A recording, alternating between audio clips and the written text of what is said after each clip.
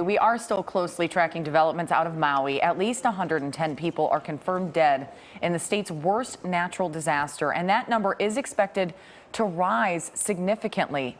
38% of the disaster zone has been searched so far, and Hawaii's governor says they're bringing in more experts on DNA to help identify more victims.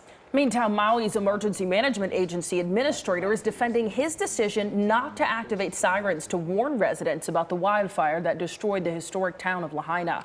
Herman Andaya says the sirens sounded. There were fears that people would have headed directly into those flames. He said the sirens are primarily used to warn residents to seek higher ground when tsunamis threaten. KCAL News anchor Rudabeh Shabazi is the only reporter live in the Lahaina community hit hard by this fire. Rudabeh was given special permission to be there on Hawaiian homestead land with how people are coming together now to help this beloved community. Rudabeh, what can you tell us?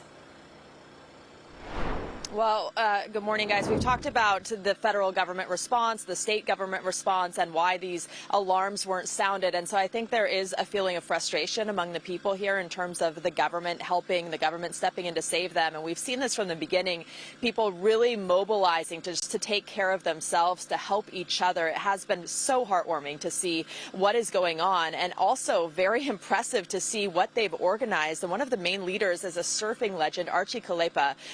If you know the surfing world, you definitely know him, and he has kind of emerged as a de facto leader leading this volunteer army who are deploying security in neighborhoods, because we have heard of some people being looted in those initial days. We had heard reports of that from outside of Lahaina, but we're reluctant to report it until we really confirmed it from residents who have said that they are sleeping on their chairs outside looking out for looters. But now they have a whole security apparatus in place of volunteers, some of whom have flown in from other islands to really patrol the neighborhoods, keep everyone safe.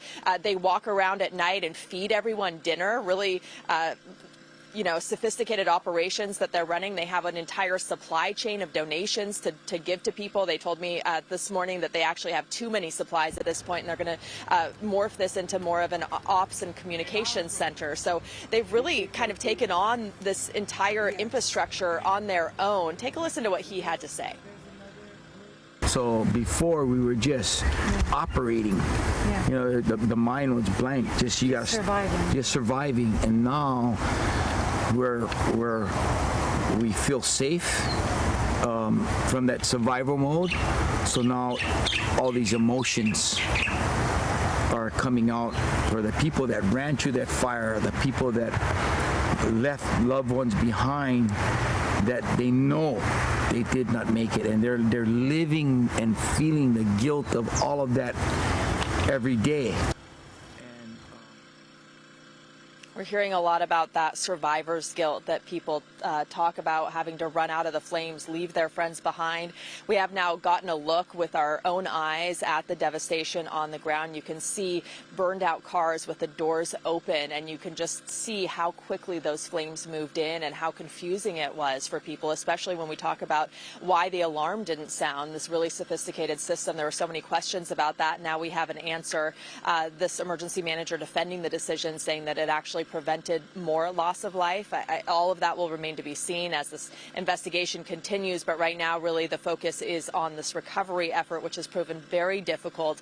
We talked about the DNA experts coming in to help try to identify the bodies, and a large number of the dead are feared to be children because school was out and kids were outside and not getting away, and a lot of them are unaccounted for.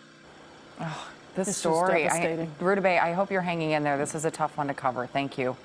If you want to make a donation to fire victims, go to cbsnews.com/Red Cross. And for other ways to get involved in relief efforts, head to kcalnews.com and click Seen on TV.